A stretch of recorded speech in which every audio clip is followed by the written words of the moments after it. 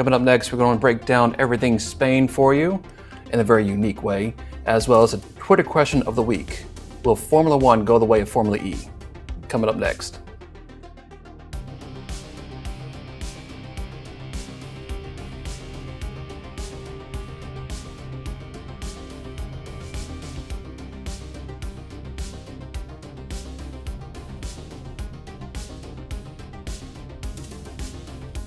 Hey guys, welcome into another edition of the F1 Starting Grid.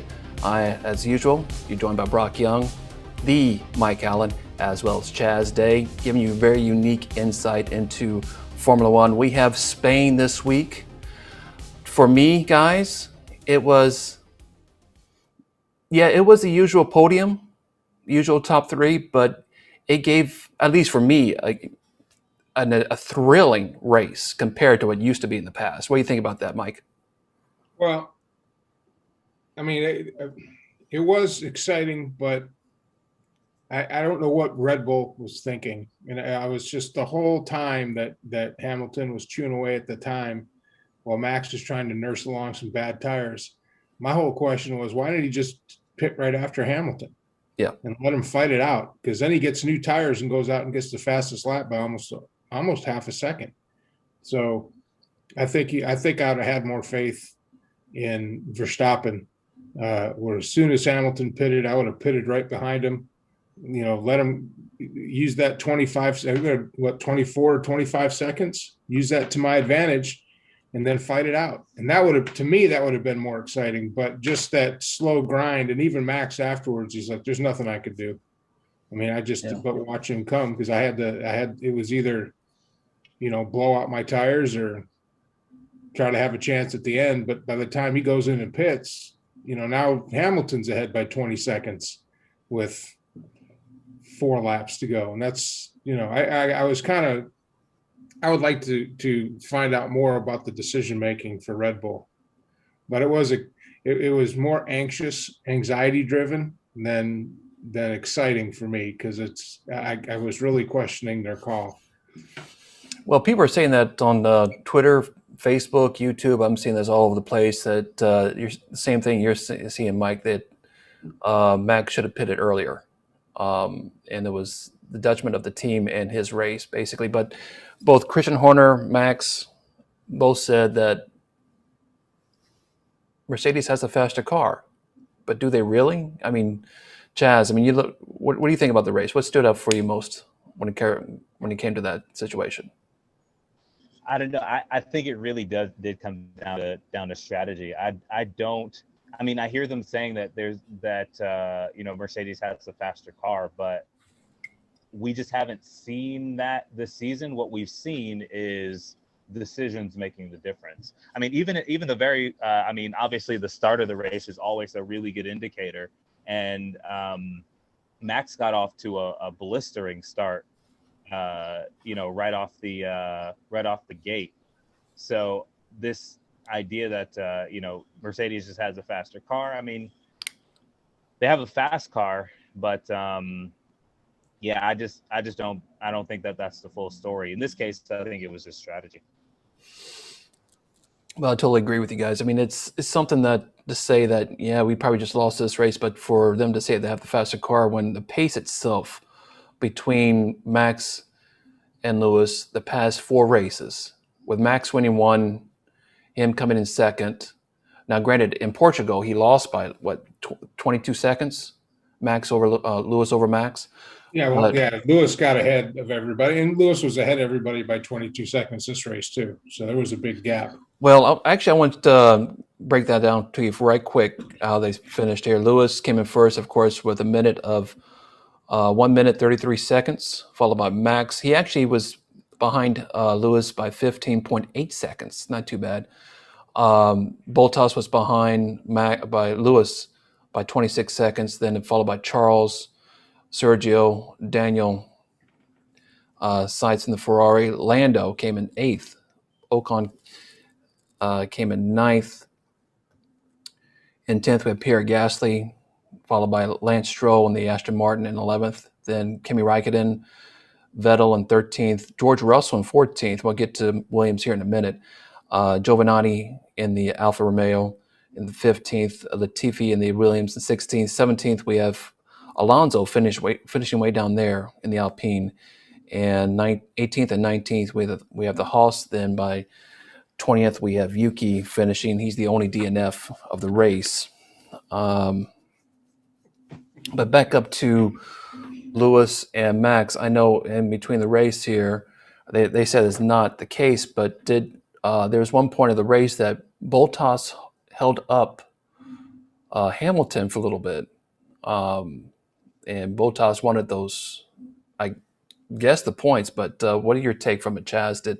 Did you think that was Bottas holding up Hamilton for a reason, or was it just a simple mistake by the driver? Well, that's actually been a thing for the last couple of seasons, and I understand it. I don't agree with it, and when I say it, I mean him. But supposedly, and this is usually the case in most garages, there are no hierarchies. That's what they say, right? That's what they tell the drivers. Well, I'll say this. That's what they tell the public. But every driver in the garage knows who's number one and number two.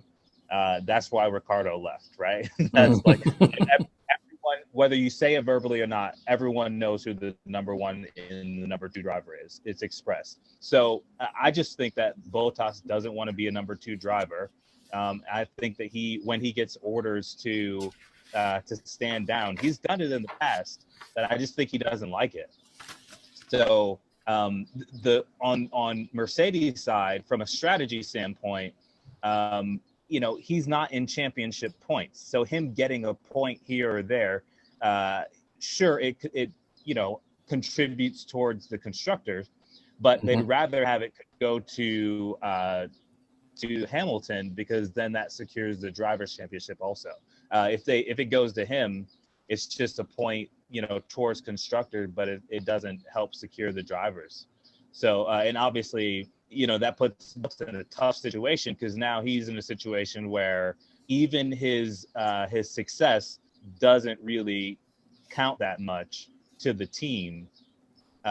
His personal success doesn't count that much to the team, which is it's a tough situation to be in, where they actually need him to not do well, or to do well but not that well. Like that's a tough situation for him. But to answer your question explicitly, yeah, I do think that he got in the way. I think he just didn't want to stand down. Mike, your take on it? I got to agree with Chaz. I mean, it's tough being number two. Bottas believes he's in the same caliber as Hamilton. He's said it before. He's made statements how he doesn't want to, when's it going to be Hamilton's turn to step aside and let me run? Mm-hmm. And that wears on you after a while. And it's across all sports. You can't have two superstars on one team for too long, or else egos get in the way.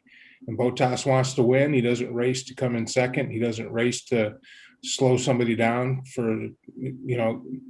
he'll do it. But as somebody that's driven and purpose driven and a race car driver, your job and your desire is to be P1 every time. So to be told not to be P1 when you believe you can be, that's a tough pill to swallow. Well, we saw a little bit of that in the last season for Drive to Survive, with Bottas hinting at he wanted to win there. Mm-hmm. That's where I got most of my information, by the way. It's a great series. I'm hooked. Yeah, it as you said, Mike. I mean, who drives to be second? I hate to use that Ricky Bobby saying from, or his dad said this, like if you're not first, you're last. First, you're last. But I mean, and this isn't anything new. This is something that transcends all of the teams. I mean, we've seen it all through, the Silver Wars with Hamilton and Nico. Yeah, Rosberg. I mean, it's the same thing. Mm-hmm. And with Verstappen and all these names are flying out of my head. Daniel Ricciardo, when he was on Red Bull. I mean, it's the same thing, and they'll wreck each other out. Mm-hmm. It goes all the way back to why can't I remember any of these names? But to your point, Mike, and we're going into Williams. Williams. The two Williams racers, Senna and Prost. Oh yeah. It goes all the way back to. So this is nothing new. This is something that, it's part of the terrain of F1 racing. But I think Bottas could go to another team and be the number one driver tomorrow and do well. Oh, hands down. If it's a good team like a McLaren or a Ferrari. Hands down. Yeah. That's the problem, Mike. So he would be the number one driver in the same way that Daniel Ricciardo is the number one driver. Sure, you're the number one driver on a team that's not winning championships, right? So it really just becomes whether you want to win or whether you want to get paid. I mean, if he wants to get paid, which number one drivers get paid, right? Then he can go anywhere next season and get paid. I mean, I don't know actually if it'll be as much as he's getting paid in Mercedes, because Mercedes just has more money. So I don't even know if he'll get paid more as a number two at Mercedes than he would even as a number one at say Renault or something. Well, with the salary cap coming in a couple of years, everybody probably get paid the same for the most part. But we got in that discussion a while back. But we'll see next season if Bottas signs for Mercedes or he goes to another team or just retires. Wouldn't that be something that both Lewis and Valtteri retire at the end of this year? That would be an interesting take. I don't know. Lewis is pushing for a contract though with Mercedes. He wants it done by the summer. But I saw that. You quoted that on Twitter there. I appreciate that. We'll see. We'll see if he gets it. If he gets it, I still think if he wins the championship, he retires. I think he's got other things he wants to do. Yeah, I mean, Lewis is 5 years older than Valtteri. So, he could retire. I guess it would make sense. He's only in contract. I'm trying to see when his contract ends. It looks like, from what I'm seeing, it's through this year. Yeah. Both are in it this year. Yeah. So that'd be interesting. I mean, if he wins the championship, he'll have nothing. He'll have every single record in the book, every single one. 100 poles this weekend, by the way. Yeah, by the way, I forgot to bring that up. Yeah, thank you. I mean, I don't know what else he's going to do. He's got the most poles. He's got the most laps led. He's got the most podiums. He's got the most wins. He's tied for world champion. That's the only one. If he gets 8 world championships, I mean, what else? I mean, he could probably try to win a race backwards. Every metric there is. I mean, he'll have it. He'll own it, and he'll own it for a long time. Yeah, we won't see it broken in my lifetime. Well, you could do like other F1 drivers, follow into IndyCar. Mike, we talked about this a while back. Maybe you go to NASCAR.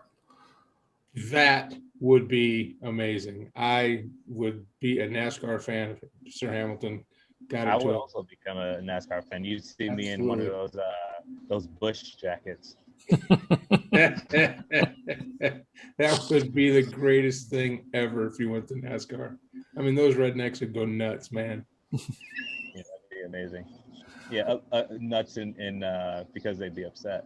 But that'd be super fun for just like American sports, in the same way that what's his face, David Beckham, when he came over here and played with the LA Galaxy. Yeah. And everyone was just like, oh my gosh, like he's amazing. And he was really, really good. He is. When he was over here. Oh yeah. He was one of I'm talking about when he was on the LA Galaxy. He was one of the best, if not the best player in the league. He just had highlights galore, which is crazy because, he was washed up in Europe. So yeah, it was really just like a comparative thing. And it's funny because when he did come over here to the Galaxy, like you said, he had all the highlights and stuff, but watching them play, it was him and 21 other guys out there. And the other team was and Landon Donovan. I mean, he just worked it. He worked it. He made everybody on his team better, but then the other team just looked like clowns. Yeah. Let's talk about Perez's contribution to Red Bull here. He finished fifth in Spain here, but over the last four races compared to Gasly with when he first four races with Red Bull and Albon first four races with Red Bull too last season. Compared the three drivers, their first full four races. Now this is quoted by at Alex Does F1 Stuff on Twitter. He came up with a comparison here. The average between the three drivers and Max is Gasly was behind Max by 0.739 seconds. Albon was 0.284 seconds, and Perez was actually the furthest distance away from Max on average with a 0.773 seconds. However, all the points the first four seasons here is Gasly had 13 points, Albon had 26 points, and Perez has 32 points going in the first four races of the season. So, Chaz, I'll show it to you first. Who, in your opinion, is Perez a great backup for Red Bull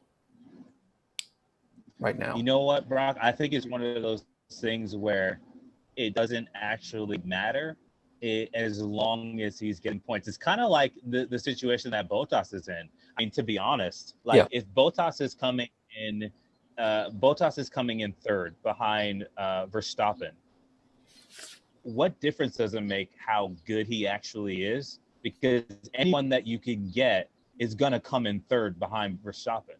You know what I mean? It's the best case scenario. So you can't really argue with the results. What are you going to get, a better result than are you going to get somebody who's going to beat Verstappen? Who? There's just not really anybody else on the field who can do that anyways. So I think it's kind of similar with Perez. I mean, look, he's coming in fifth, but he's coming behind Hamilton. He's coming behind Verstappen. He's coming behind Bottas, and he's coming behind Charles Leclerc. I mean, theoretically, you would think that he should be beating Charles Leclerc in that Ferrari, but it's also Charles Leclerc. Yeah. Right. I don't know that you could really find anybody to produce a better result than that. So it's kind of hard to argue, whether he's good or not, because no matter what, I mean, he's still coming out with a result that's better than those last guys, and this is a results-driven sport. So, Mike, you were shaking your head. What is your opinion on it? Well, I got to agree with Chaz. I mean, it really doesn't matter who the number two is in Red Bull. Verstappen and Hamilton will always be at the top two if their cars are running and they don't wreck. But to his point, he still did come in fifth, and he was 10 seconds ahead of the rest of the field. So, and Charles Leclerc is no slouch. Charles Leclerc will have a world championship in his future. Yeah. Once some people retire and get out of the way. I mean, I see a Leclerc Verstappen battle here in a couple of years when Hamilton, moves on to 100%. Yeah. I can see that, especially since Ferrari's kind of getting their act together and getting a better car. Sainz came in seventh, so. Good. He's good enough to stay in the points, and he's not so good that he's getting in the way. But to the point, Mike, I mean, Ferrari has been coming back a little bit. Now, we actually have, I want to mention the Twitter question for this coming up week right now, because I've been hearing quite a bit, once again, on YouTube, Facebook, Twitter, this comparison. Who's a better backup for their team? Is it Bottas or Perez? So I'm going to put out this Twitter poll, and we're going to talk about this next week, but I'm going to throw a little something extra into it. Who's a better backup for them? Or who's a better teammate, I should say? Is it Bottas? Is it Perez? Is it Ricciardo? Or is it Sainz? Those four drivers, who's the better teammate for their team? But that's going to be coming up next week. So but we touched on this a little bit. Let's talk about Ferrari and their improvement. They look like they've actually been improving every single week so far. As you said, Mike, Charles in fourth, Carlos in seventh, and They're top 10. top 10. And we're going to get into the constructors here in a minute, but they're really bringing the fight to McLaren for the third spot. And that's kind of what, if I remember correctly, those are the two teams that we were talking about in preseason. Mm-hmm. We're going to be right there at the top of the midfield and probably battling for third and fourth place. So it's kind of playing out the way we expected. McLaren 6th and 8th, so we got both Ferraris and both McLarens in the top 10. Yeah. Now this race, Chaz, actually Daniel had the better of his teammate of Lando Norris, so he's finished a little higher. Do you see some improvement from Daniel this go around, or you still think Lando is the more better fit? Or actually, he's like the number one driver for McLaren?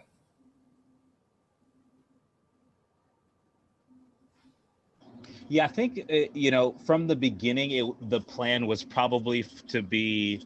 It was supposed to be kind of like a mentor-mentee relationship, where Ricardo, the seasoned driver, is kind of lead a little bit and mentor Norris and help him grow. But after the first few races and Norris just comes out guns blazing, I don't think that's the dynamic anymore. I think that Norris is all in all the driver with the most potential, I'll say, at McLaren, and so they're always going to go with the driver that has, even if all things are equal in an F1 garage, they're going to go with the driver that has more potential, and a driver that's 5-6 years younger is going to be the driver that they'll put their eggs behind. Mm-hmm. Well, actually, you could use also that same situation for Alpine, mm-hmm. with Alonso and Ocon over there, because right now Ocon's getting the better of.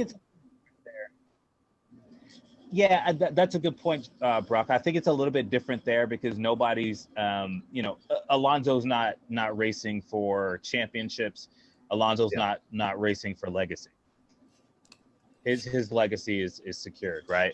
Yeah. While Ricardo's trying to create one, so I think the dynamic is a little bit different there, and I think there's a lot of importance in the dynamic. So.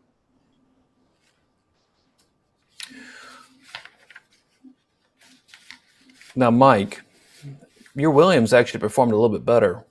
Let's go around. It looks like they're getting better every week, honestly. Well, they did, but they still fell off at the end. And I don't know if that's a mechanical issue. It's certainly not a driver issue. But George was in the points. He was 9th for a while and then dropped down to 10th. And then it just seemed like the last 10 or 15 laps, he was just getting overtaken. And couldn't defend against it. And I don't know if that's a mechanical issue, if the cars just give out, but they've got the Mercedes gearbox in it now. So he's got the same gearbox as the Mercedes team, as Hamilton and Bottas. So now I don't know, maybe that run in with Bottas might have gotten his head a little bit, so he's not taking chances like he used to. But I'm glad he finished 14th. We need him in the points, though. We need him in the points. Just because, again, I'm a Williams guy. I've been following Williams for years, and I like George. He's a good kid, and he's going to have a championship too. Probably not with Williams, but he'll be a championship driver one day too. Well, to your point there, Mike, and I'm just even afraid to even bring this up, but our finishing over the week or the last weekend.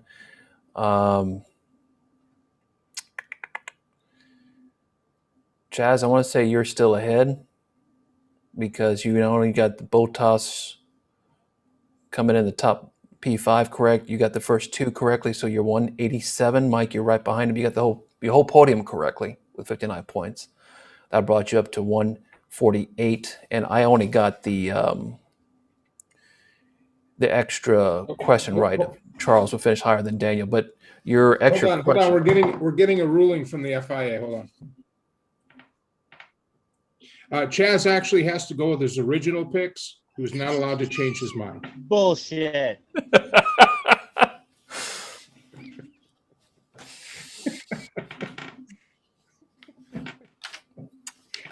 Mike, was actually, It was worth a shot. was a shot. Actually, Mike, you came up with this last week. If we had like the driver, it might not finish correctly, but at least they finish on the podium. We get like extra 10 points. Since Yeah, I'm it's bringing, kind of like having the fastest lap, man. If one of your picks comes in the top 3, you might not pick the right position, but we should get like a fastest lap point or something. since I'm bringing up the rear, I'm really considering that.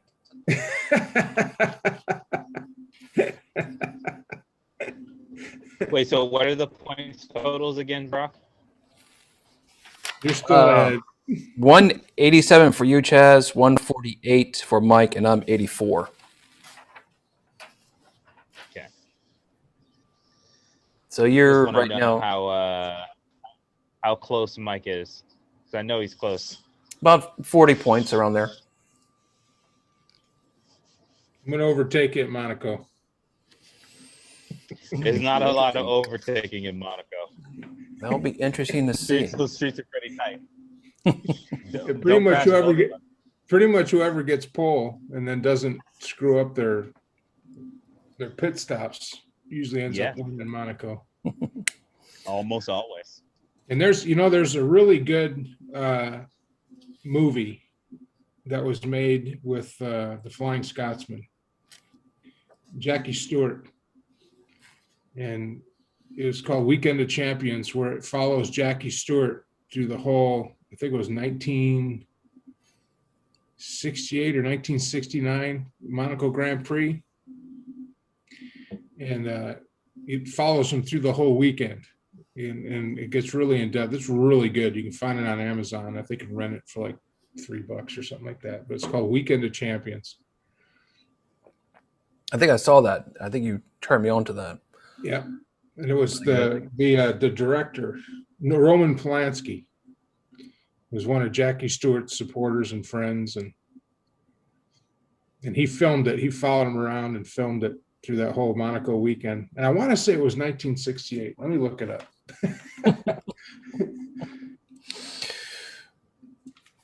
While you look that up, I want to save this section separate from the rest of Spain here, because it is a very unique story here that you can make this argument for anybody, for any teammate driver, basically. Given his birthday was a couple days ago, Yuki Tsunado suggested that he's questioning if he's getting the same car as his teammate Pierre Gasly.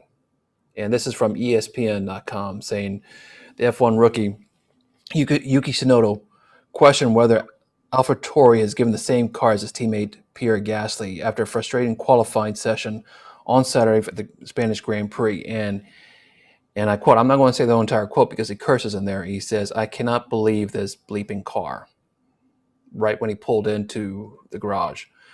And he finished the Sunday's race. He started the Sunday's race at 16th place. And of course, he was the only one that did not finish. Mike, you and I believe that he's still the number one rookie on the grid for this season, but I think we're not going to go into Mazepin. Okay, let's just leave that alone. No. Just leave that alone.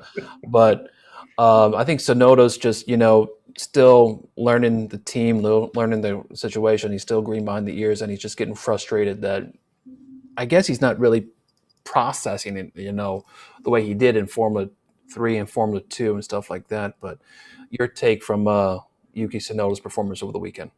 Well, in wrestling, what Yuki did was called a pipe bomb. Yeah. What happened to him into the race is called, I want to say it's a word, it's not a word. It's a shoot? Shoot. So what that team did was they got his attention. And the big thing about F1 is politics. Politics is a huge part of it. And the one thing if you watch all the great drivers, Hamilton, Mazepin, all of them, when they're in front of the cameras and the press is pushing them for inside information and trying to get them to break down and get frustrated, they're very guarded about what they say because they don't. All the information is one of the big tools that you have as an F1 team and an F1 racer. And Yuki kind of went off the rails a little bit, frustrated because he's a winner. He wants to win, but he kind of aired some dirty laundry about the team that you just don't do. And it wasn't just, people like us that know the game that kind of cringed a little bit. But other drivers were like, no, you don't do that. So I think what happened to him in the race was, okay, we're going to get your attention. We're going to give you the tools you need to win. But if you do that again, this is what's going to happen. And hopefully they went and had a meeting and they hashed it out and they can get a good car into him and he'll keep his mouth shut, because you just don't trash your team in public. You do all that behind the scenes. You work it out behind the scenes. And as you said, Mike, it's politics, but Yuki actually brought up a good question there, Chaz. Are they, for any teammate, I mean, you can say that about Bottas and Hamilton, are they getting the same car? In your opinion there, Chaz? It's hard to say. It's hard to say without being in the garage. I think I don't know that teams are necessarily incentivized to give drivers, one driver a better car than the other one, because they, as a team, they want both of the drivers to perform well, right? Because you get a constructors, you can't win a constructors based off one driver. Even if you're freaking Lewis Hamilton, you still can't win a constructors with just one driver doing well. Ask Red Bull. So I think it. I don't know if they're necessarily incentivized to really have two different cars. I think that cars are probably customized, or not probably, 100% customized, right? Like Hamilton's got his car customized a little bit to his taste. Obviously, like his steering wheel, I'm assuming gear ratios and everything like that are going to be exactly the same, but I don't really know. I know a lot of drivers feel that way, but I also know that usually the drivers that feel that way are the drivers that aren't racing well. So I don't know if that means anything, but like historically, I've never seen a driver that was coming in first complaining about, the fact that we have a different car. Maybe that's because they are benefiting from it, or maybe it's just because one car is better suited to a driver's style than another, and that's really what's causing the difference. I don't know. Actually, he said that right here, and he quoted, every time it's opposite. So I feel a little different of the question mark if it's the same car. But of course, it's the same car, but the character of the car is too different. Maybe, of course, it's just a driving style, but I don't know what's happening and why I'm struggling so much. He also goes on to say that the performance of this car is easy to go into Q2, but I really struggled even going to Q2, and he did. And once again, Pierre Gasly his teammate finished in 10th. So, and you said this off the air, I think on Twitter there, Mike, that if you badmouth the team, karma might come back and bite you. So the team might did something to the car or something like that. But we're speculating. What if, Well, yeah, I mean, it's an obvious thing where in any successful driver, who's the first person they thank? The team. Thank you, team. And he drives the car, but without the mechanics and the engineers and the tire guys and each one has a part to play in the puzzle that is putting that car on the track in the best condition. So when you badmouth them, even implying that they're doing something different for you to hold you back, well, it just sounds like you're crying, because in their mind they're doing everything they can, and it's kind of like when you lose a game and you blame the refs, or you lose the game and you blame the coach. Well, you're playing the game, so tell them what they need to do to get your car the way you want it, so you can get into P3 or Q3 and then in the top 10 and keep getting points. I think what might have hurt him psychologically is having success right out the gate. It might have gotten him to a point where now he feels like he's entitled to that. And he's a rookie, so you got to fight for it. And but you can't badmouth your team, because they're working hard. When you're in the hotel room resting up for the race, they're in the garage. They're putting your car back together that you slammed into the wall. They're making sure that car is ready to go for you. So, that's why I'm saying I think he dropped the pipe bomb, and they did a little shoot on him to let him know, we're the ones that keep you going. So maybe lighten up in front of the press. Help us out here. Well, I totally agree. I think said before, he's just still green. He's, as you point out, Mike, he's expected. He's in his own mind, he's expected to win, but he has to earn his stripes. Earn that position. And it's just, I think he's just getting frustrated, and it's just showing in his driving and stuff like that. I still believe he's still going to be the rookie of the season, but maybe by the summer break he could, really get with his team and, and just learn. Yeah. Learn. Hopefully this is a humbling moment and he learns Yes. from it, and that, that's one of the things that's going for him is the culture he grew up in is very, very honorable. Honor is a big thing, and humility. Yes. and incredible character. So, this just might have been a weak moment of his frustration, and hopefully, because he's another one that I predict that if he stays in F1, he will have a championship. He's really good, but he just needs to get in a good chemistry with the team around him. Yeah, I think if anything, too, this shows just how good Charles Leclerc is. I mean, when he came in, straight away, he was able to do great things with Sauber, and as soon as his first season with Ferrari, able to really bring the heat to Vettel. In a new car, you're having to learn how to drive in a new way, right? Like, so you have to brake at different times. You really have to change your driving style every time you hop in a new car. So for him to figure it out so seamlessly, for him to handle it the way that he did without complaining about the car in times when he hasn't performed well. Including this season when, you've seen, or I would say these last couple of seasons when you've seen the drop off from Ferrari, he's handled it like such a class act.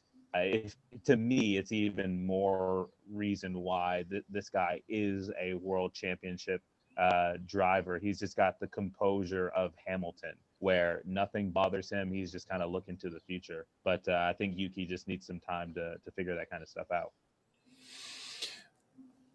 Well, actually, you're talking about Charles there. We can move on to the constructors and driver standings, where let's talk about constructors first. We got Mercedes, after 4 races, lead Red Bull by 29 points, 141 to 112. Yeah, there you go. McLaren leads Ferrari only by 5 points, 65 to 60. And Alpine over AlphaTauri, Honda, 15 to 10. Aston Martin at 5. There's a close battle for 5th place right there between the 3. And Alfa Romeo, Williams, and Haas bring up the rear at 0. But McLaren, good-looking car too. Yeah. But McLaren and Ferrari, that's a good battle right there. As we talked about earlier, 5 points after 4 races. That's pretty tight for them. Is that right, Mike? Oh, hey, and that's the battle that we're kind of going to have to hang our hats on outside of Verstappen, Hamilton, and these are two constructors that have struggled, and now they're back in the front of the pack, and I would hope that on their own accord, without a penalty or without a wreck, that one of those two teams, maybe Leclerc, sneak onto the podium and get a P2 or a P3 finish. Now, Chaz, I mean, granted, it's just 4 races, so we still got some time to go. But it looks like, in a sense, that for McLaren and Ferrari is breaking from that mid-tier pack and getting into that lower top tier pack, in a sense, because you got 45 points that breaks Ferrari from Alpine. So that's, and granted, Red Bull all the way down to McLaren is about 60 points themselves too. So they're like by themselves in that little pack, but it looks like they're making strides to become more of actually a lower top tier team. But wait, who is that? Who are you saying is becoming a lower top tier team? Both McLaren and Ferrari together. Yeah, yeah. Like Mike said, that really feels like the race to watch. I think as the season goes on on the constructor side, Mercedes is gonna start to pull away. Once we get to maybe like midpoint of the season, I think they're really gonna separate themselves.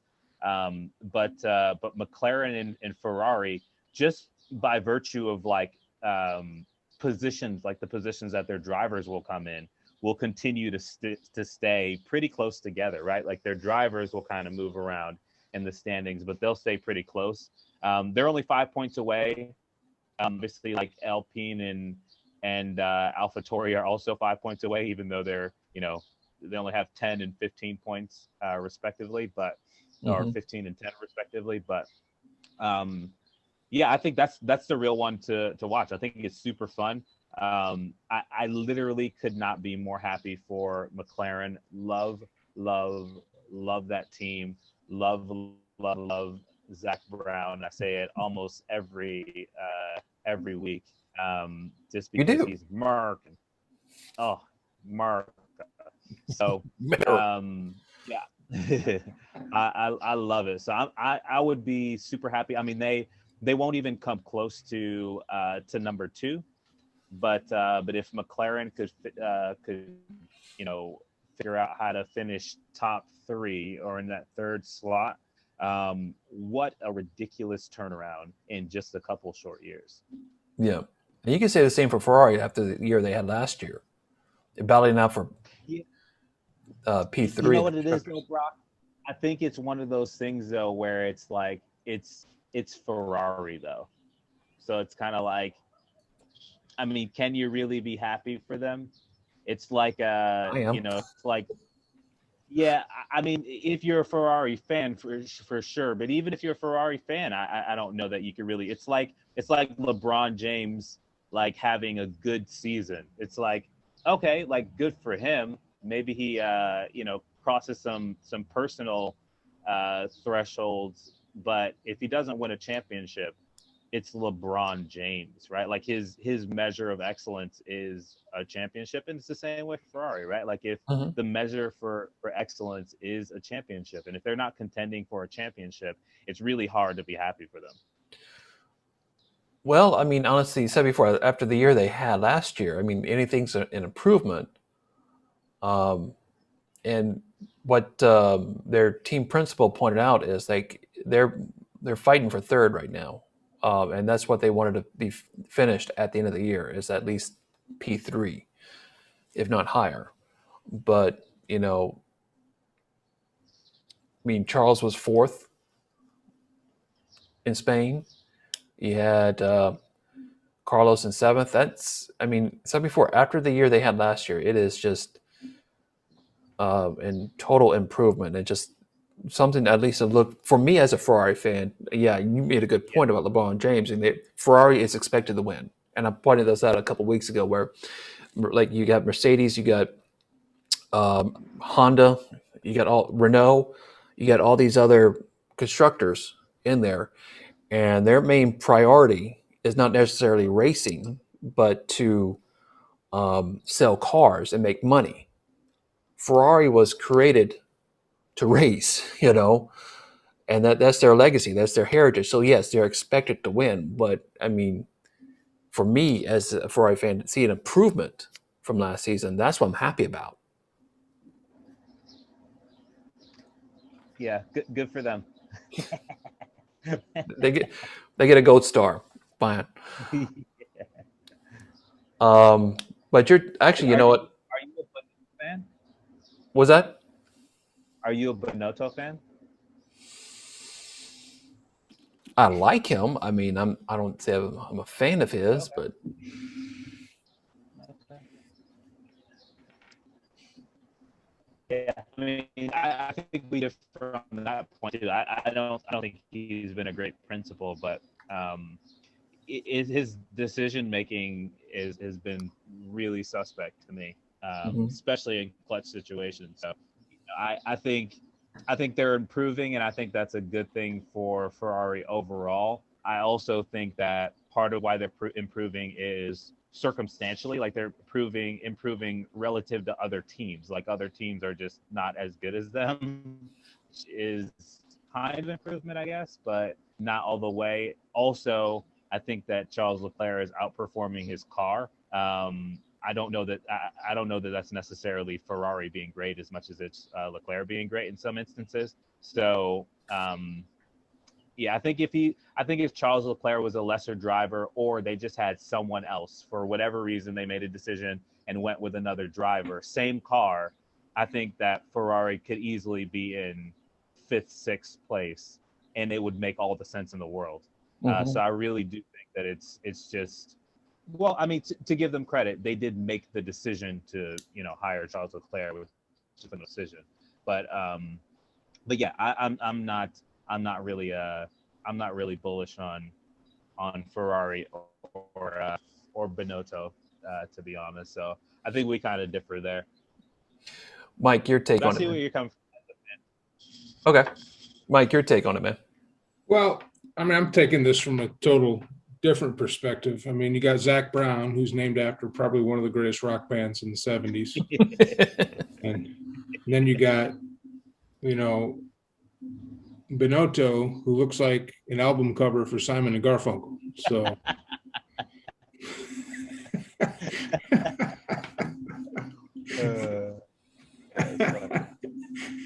you know, I I only know about Binotto from the series, and between him and the Haas principal are the most irritating people that I've ever Agreed. watched. And I don't know how the guy in Haas even has a job at this point, but I think Chaz is right. Leclerc is out driving the car. If they put him in a better car, he'd be. Once Ferrari gets it figured out, hopefully with the adjustments through the season, I'd kind of like to see a Ferrari or a McLaren get up there and kind of mix it up a little bit. Mhm. Not make it so easy for Max and Sir Lawrence to just take off and leave everybody. I mean, at that one point in the place, it's just those two guys driving, and they make the corner, and it'd be another 15 seconds before you saw third place. I'm like, that's not even fair. And I wouldn't mind seeing a third car up in there mixing it up a little bit. And I think Charles Yeah. is the driver to do it. And if Ferrari can get it figured out. I totally agree with that I point. agree with If Roy could figure it out, yeah, that's and said before. Looks like at least they're coming around better than last season. So Oh, and definitely better. plus, I think they're also, in a sense, not necessarily writing off this season, but they're focused on 2022 a little bit more than this season, in a sense, on the new powertrain and the new engine, In the uh, new rules. new rules, new power unit. So I think they're focusing more on that right now. However, and Mike, you said, actually, you just pointed this out. You said this over Twitter. It's like, it seems a little boring, just those two drivers driving, side by side with one another, battling out. You have a third driver. At least we have two drivers now. Last couple of years, you only had Lewis in the lead by 30 seconds, and stuff like that. At least now we're mixing it up. It's getting exciting. Yeah. I know Chaz doesn't like it, but I mean, hey, No, I and love it. I think so. It's like it's a yes and no thing. So to be fair, yes, I do think that it's more exciting to watch when there's when there's some sort of mystery. But I still don't think that it's a very even race. I feel although we feel like oh this is fun. Verstappen is kind of taking it to Hamilton. I think that by mid-season, the answer is going to be not really.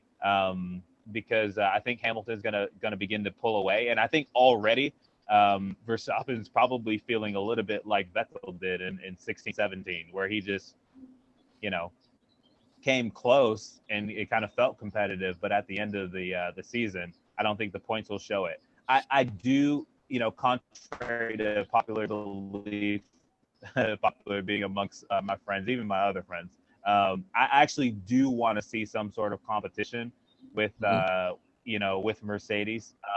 You know, it does make the races more fun, but I also love seeing how great they are. I mean, just and they're I love seeing that both literally and figuratively, like they are unafraid to just step on the gas. Like they're not afraid to win, to run up the points, so to speak. You know what I mean? Like they are constantly pushing themselves. And I think that's, you know, whether it's Hamilton or Toto, I think that's one of their biggest strengths is that they're constantly looking to improve, whether they're getting pressured or not. And that's what makes them so much better than everybody else.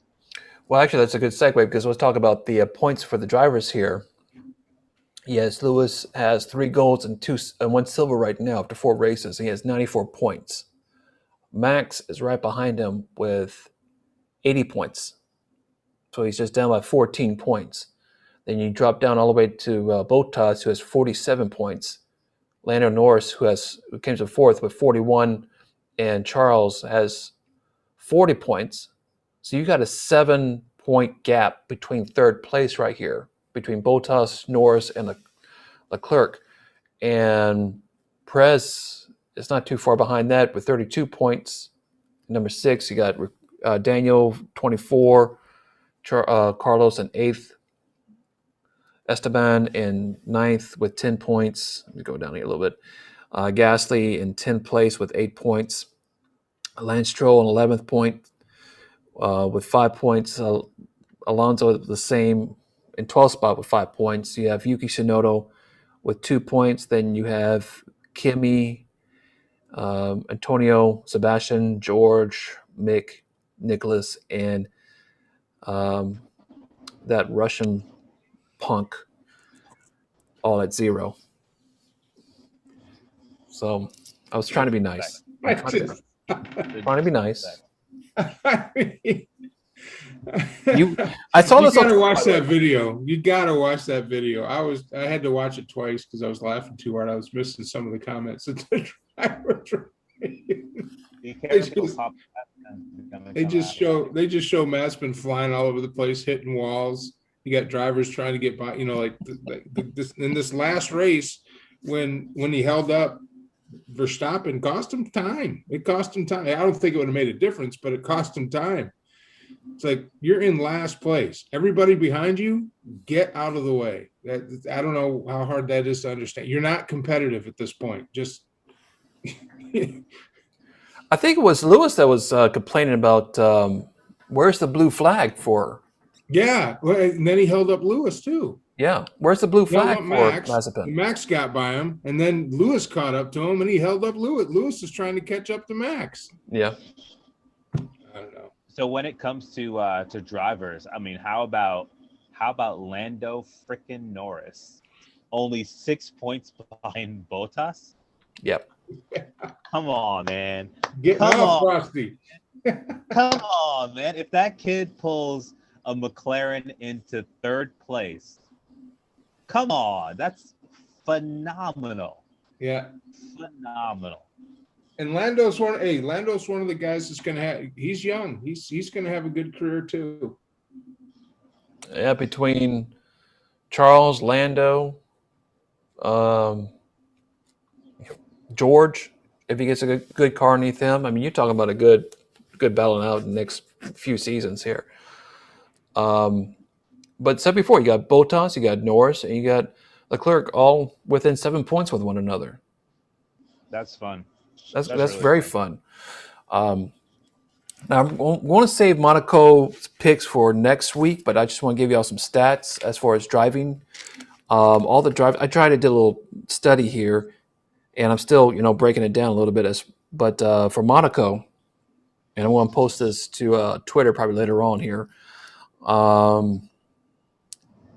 On the current grid, I went back 20 years because you got to include Alonso, you got to include Raikkonen and stuff like that, his careers, and Lewis past 15 years for Monaco. This is just the Monaco race because there was no race last season because of COVID.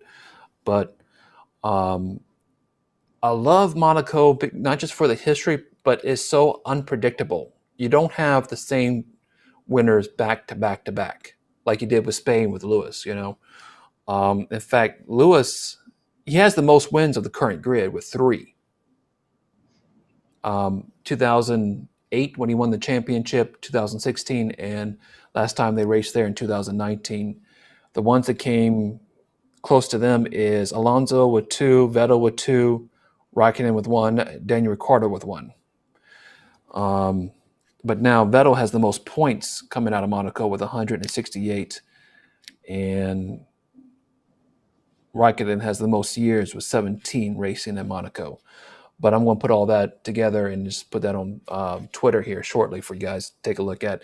But that just gives you something to think about for next week for their picks, going into a very...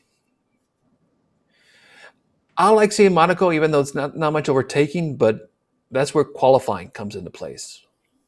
And as we pointed out for the past few races, that tire management is very key because you got that hard braking right out of the tunnel, and you got, taking those sharp currents.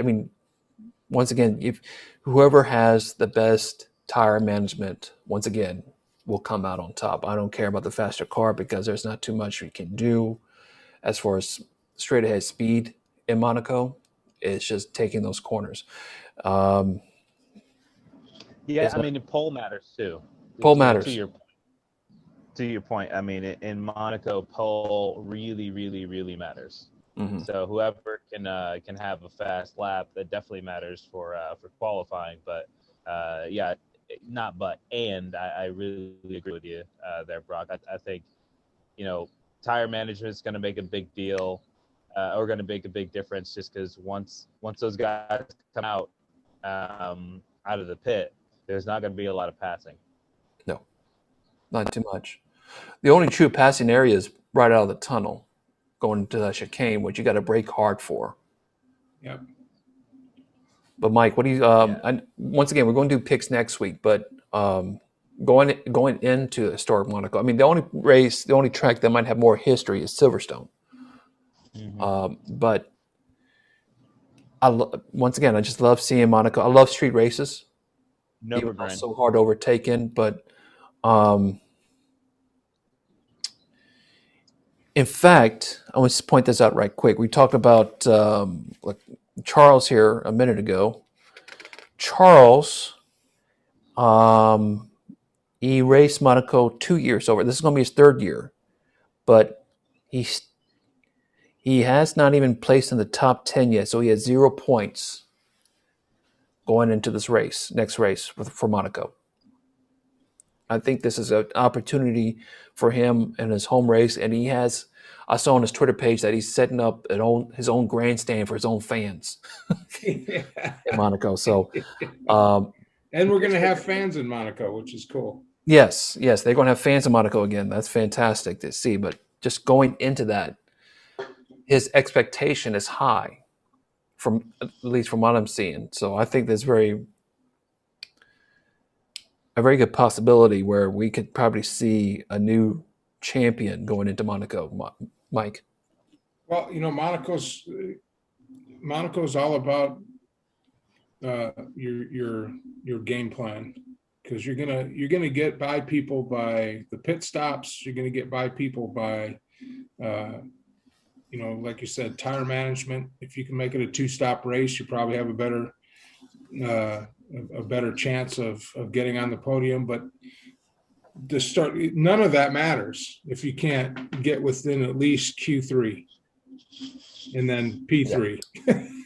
Yeah. And I don't know if there's a stat for it, but I bet you we could look up that the last, I would say, the pole position that the winners of the race,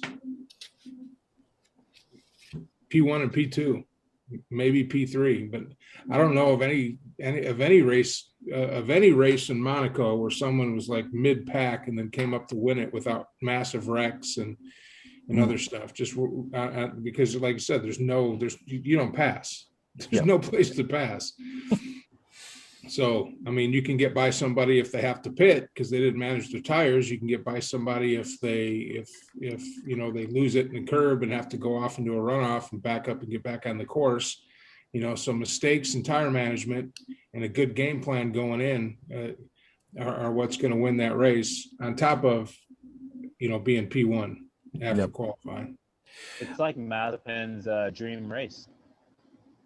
Well, actually, yeah, we'd love to see him crash out in the first lap. No, he's just gonna be like, "Oh, I couldn't let you pass because it's Monaco, There's no space." They're probably just gonna pull him out of the race. Yeah. As soon as he gets slapped, box. Just box. Just come in. Box. Just get out of the way. And also to the point here, Hamilton won 3 times. And for what it looks like, 1, 2. Other than his wins, he only podium twice after that for Monaco. But Max, in his 5 races at Monaco, he finished out of points twice, and he finished at the top 10 3 times, but he never podiumed Monaco. So that's some information going into there. It'll be interesting to see our picks next week. It's going to be a fun race. Mm-hmm. Our Twitter question of the week: will Formula One go the way of Formula E? And before we get into our discussion about that, it's once again our friend Vandom Formula One. You can follow him on Twitter at Vandom F1. He quoted by saying, "Not for a long while, although I think Formula One will slowly start phasing out current engines in favor of more client-friendly ones." Now, it's also pointed out in 2025, there's supposed to be this new fuel system that they're going to have for the engine. So that's fun to see up. But to answer this question, will Formula One go the way of Formula E? 80% says no. Mike, you and I, we love to see those old engines. We love to hear the engines go by. That's one of the things we love to see in NASCAR, IndyCar, Formula One, just like this. And before the hybrid era came in, I heard those V8s that we had, like the ones behind me here. When they pass you by, you needed plugs in the ears and stuff like that because they were so loud. Oh well, that's the whole race to me, is the sound of the engines and just the power of the cars. I went down a rabbit hole a couple of days ago where they would take F1 cars and go out and race against other cars, and one of the comments made is, I mean, what feeling? How does it feel to be in the top performance sports car, but then to hear that engine coming up behind you? And it's just F1 cars are special, and they have Formula E, and it sucks. It's horrible. I tried to watch it, and it's just, I mean, F1 is the engine. It's about the roar of the engine and just that whine and the loudness of it. And the one F1 race I went to, it was so loud. We were so far away. Mm-hmm. I mean, it's just that's the race, and to take that away and put an electric engine in it, you'll lose me as a fan. I won't watch it anymore. Chaz, your take on it? It won't be the same. It just won't be. Right. I mean, just that. Said before. I mean, I love that roar of the engine. I mean, NASCAR, IndyCar. I mean, any type of racing, you hear that. Gentlemen, start your engines. That's what you look forward to. When they pass by you. But Chaz, your take on it, man? Yeah, I think there's kind of 2 factors at play, or 2 questions really that are at play. There's what do we want and what's actually going to happen, and I think those 2 things might be at odds, to be honest. So when you look at Honda as a manufacturer, you look at the other manufacturers like Renault. well, Renault is and Mercedes. Those are manufacturers of consumer vehicles, right? So they're going to feel a lot of pressure from stakeholders to go the way of Honda. Now, I think Honda may have done what they did voluntarily, maybe or maybe not. I'm not sure. It may be kind of like a direction that their higher ups decided to go in. But either way, I think that ultimately, when we're at that question of okay, what's going to happen versus what do we want to happen, I think those may be two different questions. What is going to happen, it's not debatable. Other engine manufacturers are going to drop out. Now, that doesn't mean that other people won't step in. There won't be other people that I don't think that Ferrari is going to drop out just because Ferrari just delivers their product to a different clientele base, right? It's not just the average consumer. So they're not delivering economical engines in the first place. But I do think not I think this isn't like an opinion thing. So more manufacturers will continue to drop out and go the way of Honda, and Formula One will start to implement higher standards as far as like the electricity combination with the engines. I don't know that whether they'll go away completely. It may become this like rarefied thing where you only have certain engine manufacturers, and it may be companies like Ferrari and Bentley and just high end companies that only deliver to a certain clientele. But any engine manufacturer that has consumer level vehicles, which means that they have consumers that will be able to put pressure on them, eventually give in and go to either something that's fully electric or just drop out of Formula One altogether. Now, I don't know how long that'll take, but the end result is Right. I read something earlier, and we talked about this off the air last week, but very briefly about Red Bull and their decision to go at it alone. However, Christian Horner said about a couple of weeks ago, because there was, as I said before, we're going to have a new power unit coming out in 2022, but it's also a new one coming out in 2025 with more cleaning burning fuel. And I was trying to find the story right quick about that. Here we go. And this is what Christian Horner is kind of hinting at after they built their facility and stuff like that. That by 2025, Volkswagen Group, who owns Volkswagen, Audi, Porsche, and stuff like that, they're thinking about re-entering Formula One in 2025 when the new fuel system comes out. And Christian Horner kind of hinted at that'll probably be a good fit with Red Bull. So that's going to be interesting to see, as you point out, Chaz. These current manufacturers coming out. We may have one coming in 2025, but we'll have to wait and see. It's not for sure because they have to wait to see how that new power unit will work out for them. Yeah, I mean, especially the group, the Volkswagen. I mean, they're coming out with a lot of hybrid or EV vehicles. They're advertising them super hard. So it'll have to be when it makes sense from a business standpoint, where they're not, there is not like a gas guzzle. It's just too much of a conflict of interest from a business standpoint to be like, on one hand, advertising all these EVs that they're coming out with and then being Formula One. So the 2025 thing makes a lot of sense. I love Porsche, by the way. So I hope they Porsche. Sorry, I hope they come back. Yeah, me too. That Audi, but we can still dream. That's always a possibility. Ford. hard. You gotta dream a little harder there, Mike. I was thinking about the other day. I know with our what if, what if Mopar got into F1? I'll put that on the list. We could talk about that.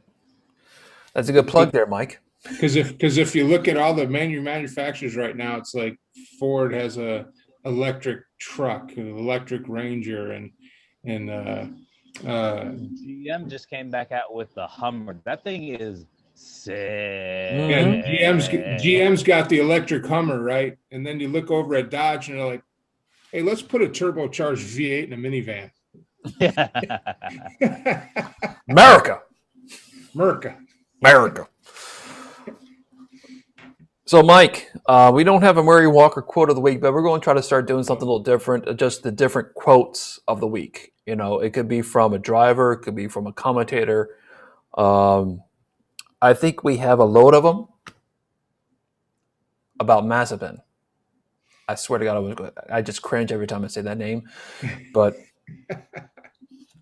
we're going to try to start doing this after every single race, just the quote of the week by Mike Allen. All right. Well, then I'll have to go with Verstappen's. What the hell is this guy doing? Doesn't he know to get out of the way? Oh, God love him. Honestly, I think we could probably just steal something from Kimi Räikkönen every week, and we'll be all right. Yeah. Kimmy's hilarious on the radio. I love it. I love it. In fact, I think it was several years ago, a reporter asked him, so how did you win that championship, back in the day? He's like, with a car? just deadpan. I just gotta love him. He's the old man of the grid, man. I love him. Oh yeah, he's fantastic. I mean, I'm going to miss when he leaves because there's no more comedy other than Mazepin. But those Finnish personalities, I mean, they really have bustling personalities in Finland. Him and Bottas, I swear. Actually, you know what I'm looking forward to? Next season, whenever they come out with the new Drive to Survive, I'm looking forward to what Fernando Alonso has to say on that show, and Yuki Tsunado. I got a feeling that even Netflix will have to bleep him out. Yeah. Probably so. Yeah. I got to get going, so. Yeah, me too. It's all of us. But it's just fun to talk like this, man. It's fantastic. Time goes by too fast. Well, anyway, honestly, that's a good segue to say, you could be part of the show as well. Join us. theformofracing@gmail.com if you shoot us an email, any topic you'd like us to talk about, anything whatsoever. Also, join us in the conversation on Facebook and Twitter @ForumOfRacing. Speaking of which, we have the new Twitter poll coming out here. It's out right now. Honestly, who is helping their teammate or team right now more? Is it Bottas, Perez, Ricciardo, or Sainz? Make sure you vote on that for us, and we'll talk about that next week. In the meantime, like, share, and subscribe. Also, check out our other videos right here on YouTube. And we're going to have a new show coming up real soon. Mike just hitting at it. What if series. So make sure you give us those topics so we can start digging out and start putting out some more shows for you. In the meantime, we'll see you next week right here on the F1 Starting Grid when we talk about Monaco.